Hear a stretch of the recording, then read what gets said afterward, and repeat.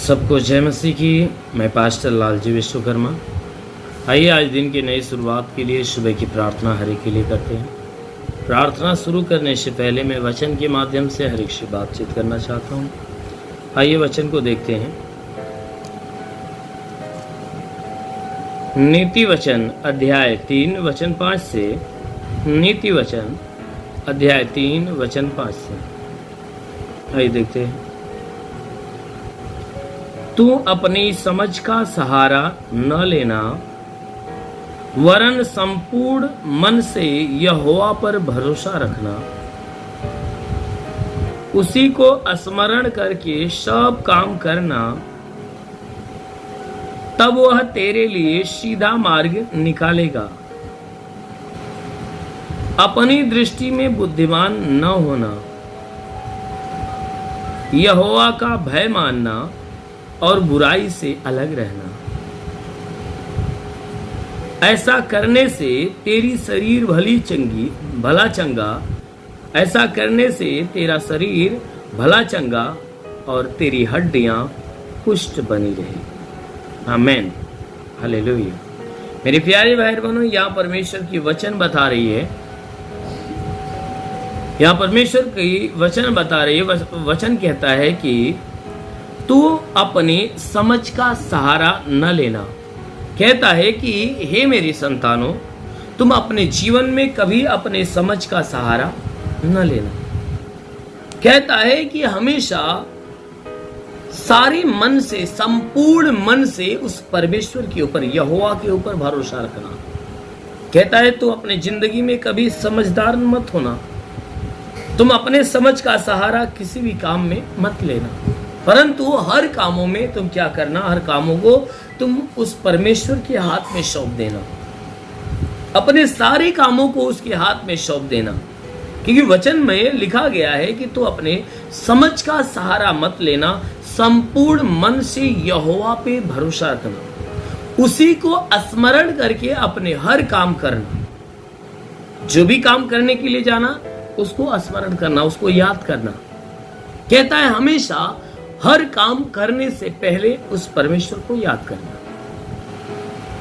वचन में लिखा गया है कि उसको स्मरण करके सारा काम करना, तब वह तुम्हारे लिए सीधा मार्ग निकालेगा। कहता है कि जब तुम उस परमेश्वर को स्मरण करोगे, उस परमेश्वर को याद करोगे और उसको याद करके सारा काम करोगे, तब वह परमेश्वर क्या करेगा, तुम्हारे लिए एक नया रास्ता निकालेगा, एक सीधा रास्ता निकालेगा, जिस रास्ते में कोई कठिनाई नहीं होगी, जिस रास्ते में कोई भी प्रकार की समस्या नहीं होगी। वचन कहती है तुम्हारे लिए सीधा मार्ग निकालेगा, सीधा रास्ता निकालेगा। कहता है कि अपनी दृष्टि में बुद्धिमान न होना। कहता है ना ही कभी अपने दृष्टि में बुद्धिमान होना, अपनी बुद्धि का इस्तेमाल मत करना, कभी अपने आप को बुद्धिमान न जताना। कहता है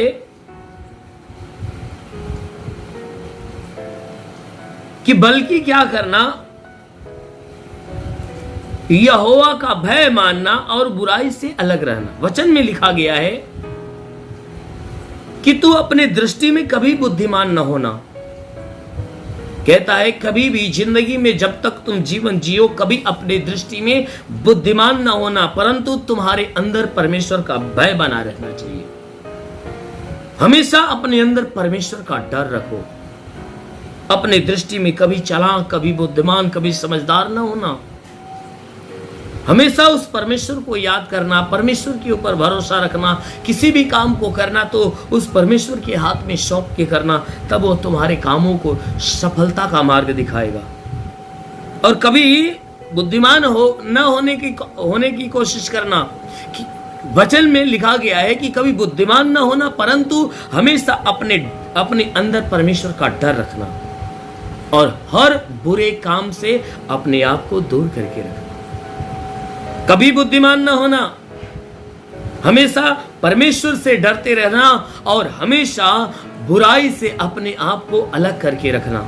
वचन में लिखा गया है कि वचन कहता है कि तेरे ऐसा करने से तेरी शरीर भला चंगा हो जाएगा। अगर तू परमेश्वर का भय मानता है, अपनी दृष्टि में चालाक बुद्धिमान नहीं बनता है, बुराई से अपने आप को अलग रखता है, तो तेरे ऐसा करने से जो तेरे शरीर में बीमारियां रहेगी वो तेरे शरीर की सारी बीमारी चली जाएगी। तू भला चंगा हो जाएगा और तेरी हड्डियां मजबूत हो जाएगी, तेरी हड्डियां पुष्ट हो जाएगी। इसलिए मेरे प्यारे भाई बहनों, हमेशा हमेशा आप परमेश्वर के अधीन रहिए, हमेशा उस परमेश्वर के ऊपर भरोसा रखिए, हमेशा उस परमेश्वर के को सौंप कर अपने हर काम को करिए। अवश्य है कि परमेश्वर आपकी मदद करेगा, हर कामों में आपकी मदद करेगा। कभी आप चालाक मत बनना, कभी अपने आप को बुद्धिमान मत ठहराना, हमेशा उस परमेश्वर से डरना, क्योंकि आज तक कोई भी व्यक्ति बुद्धिमान बनकर इस संसार में जीवन जीने नहीं पाएगा और ना ही पाया है। क्यों? कि हर बुद्धिमान व्यक्ति का जो अहंकार है परमेश्वर ने उसे तोड़ दिया है। इसलिए मेरे प्यारे भाई बहनों, उस परमेश्वर के अधीन आप बने रहोगे, उसके भय में आप जीवन बिताओगे, तो अवश्य है कि वो परमेश्वर क्या करेगा, आपको सुरक्षित बचा कर रखेगा, आपके शरीर की बीमारियों को दूर करेगा, आपको बिल्कुल भला चंगा करेगा, आपको ताकतवर बनाएगा, आपकी हड्डियों को पूरी तरह से मजबूत करके रखेगा। इसलिए हमेशा उस परमेश्वर के अधीन रहिए। जरूर है कि वो परमेश्वर आपके प्राणों की रक्षा करेगा। इसलिए आइए आंखों को बंद करिए, पूरे विश्वास से भरिए। मैं आप सभी के लिए प्रार्थना करने जा रहा हूँ। जरूर है कि प्रभु आपके जीवन में बहुत की आशीष दे। धन्यवाद करता हूँ मेरे प्रभु परमेश्वर, सृष्टि के मालिक, धरती पे अन्न उपजाने वाले पिता, मैं तेरा धन्यवाद करता, जगत के पालनहार परमेश्वर, मैं तेरा धन्यवाद करता। प्रभु आपसे विनती प्रार्थना करते पिता, अपने पवित्र तेजस्वी सामर्थ्य बलवंत हाथों को बढ़ाकर जितने लोग प्रार्थना के सुन रहे पिता, हर एक के जीवन में प्रभु, हर एक के जीवन को तो अपने पवित्र हाथों से छू और अपनी सामर्थ्य उनके जीवन में आने दे, ताकि उनके शरीर में जितने दुख तकलीफ बीमारियां बिल्कुल बाहर निकलने पाए। हे परमेश्वर, जो दुष्ट आत्मा के उलझने बिल्कुल खत्म होने पाए। प्रार्थना करता जितने लोग प्रार्थना सुन रहे प्रभु, आज अपनी सामर्थ्य के द्वारा हर एक को भर दे, ताकि हे परमेश्वर जितने बीमार व चंगे होने पाए, इनके द्वारा कोई पाप कोई गुनाह न होने पाए। हर पाप हर गुनाह से प्रभु इन्हें बचा कर रख।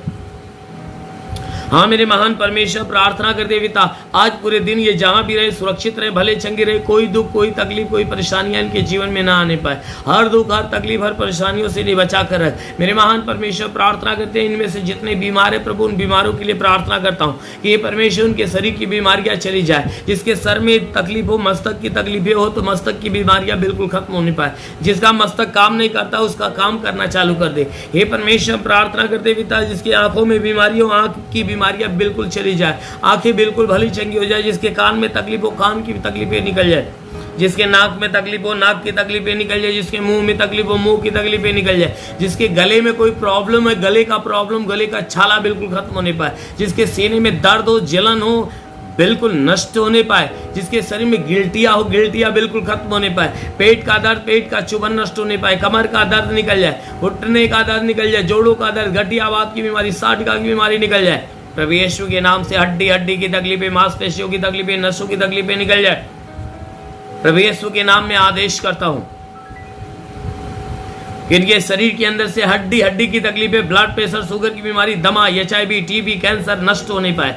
प्रभु यीशु के नाम में आदेश करता हूं, जिसका हाथ नहीं उठता उठने लगे, पैर नहीं चलता चलने लगे। ओ महान परमेश्वर, जिसके शरीर के अंदर लीवर काम नहीं करता चंगा हो जाए। जिसकी किडनी खराब हो चंगी हो जाए। जिसके शरीर में ब्लड नहीं बनता बनने लगे। प्रभु यीशु के नाम से अपेंडिक्स की बीमारी, हार्निया की बीमारी निकल जाए, गैस की बीमारी निकल जाए, सूजन हो तो नष्ट होने पाए। प्रभु यीशु के नाम से ट्यूमर की बीमारी निकल जाए, बवासीर की बीमारी निकल जाए, लकवे की बीमारी नष्ट हो जाए। प्रभु यीशु के नाम से जिसके शरीर में पतली हो तो नष्ट हो जाए, पथली की बीमारी निकल जाए, ब्लड कैंसर की बीमारी निकल जाए।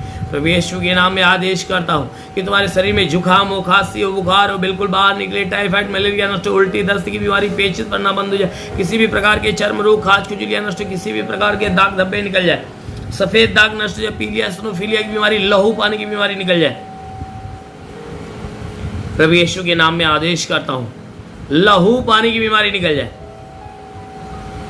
प्रभु यीशु के नाम में आदेश करता हूं, तुम्हारे शरीर के अंदर तुम्हारे घर परिवार के अंदर कोई दुष्ट आत्मा निकल जाए, दुष्ट आत्मा निकल जाए, उस शैतानी आत्मा शरीर से निकल जाए। ओ महान परमेश्वर, प्रार्थना करते पिता, हे परमेश्वर जितने लोग प्रार्थना सुन रहे प्रभु, हर एक के जीवन में तू महिमा की आशीष भर दे, ताकि इनका जीवन तेरे महिमा की आशीष के द्वारा फलवंत होने पाए। हे परमेश्वर, मैं प्रार्थना करता हूँ कि जितने पढ़ाई लिखाई करने वाले उनके पढ़ाई लिखाई के क्षेत्र पे आशीष दे, ताकि हे परमेश्वर जीवन के हर लक्ष्य को पूरा करे। हाँ मेरे महान परमेश्वर, प्रार्थना करते पिता, हे परमेश्वर जो नौकरी के तलाश में नौकरी देकर आशीष दे, जिसके पास रोजगार नहीं रोजगार दे, नौकरी नहीं नौकरी दे, जो गरीबी के श्राप में गरीबी के श्राप से छुटकारा मिले, जो कर्ज में कर्जा अदा हो जाए, जिसके पास घर नहीं घर हो जाए, चलने का साधन नहीं चलने का साधन होने पाए। हाँ मेरे महान परमेश्वर, प्रार्थना करते जितने सेवा करने वाले लोग हैं उनके सेवकाई के क्षेत्र में आशीष दे, ताकि उनकी सेवा हे परमेश्वर दिन प्रतिदिन बढ़ती जाए। हाँ मेरे प्रभु, मैं प्रार्थना करता हूँ स्वर्ग का द्वार खोल, स्वर्गीय आत्मा हर एक के ऊपर उतरने दे, ताकि सब के सब आत्मा के द्वारा भर जाए, आत्मिक अनुग्रह में भर।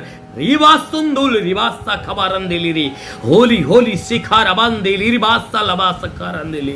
महान परमेश्वर स्वर्ग से अपनी महिमा की आशीष हर एक के जीवन में आने दे, ताकि हर कोई आत्मा में भरकर हे परमेश्वर आत्मिक जीवन जीने पाए। महान परमेश्वर, प्रार्थना करते पिता, हे परमेश्वर, हम प्रार्थना करते हैं कि अपने भारत देश के ऊपर आशीष दे, इस देश के जितने भी प्रांत है प्रांतों के ऊपर आशीष दे। हे परमेश्वर, इस देश के प्रधानमंत्री के ऊपर आशीष दे।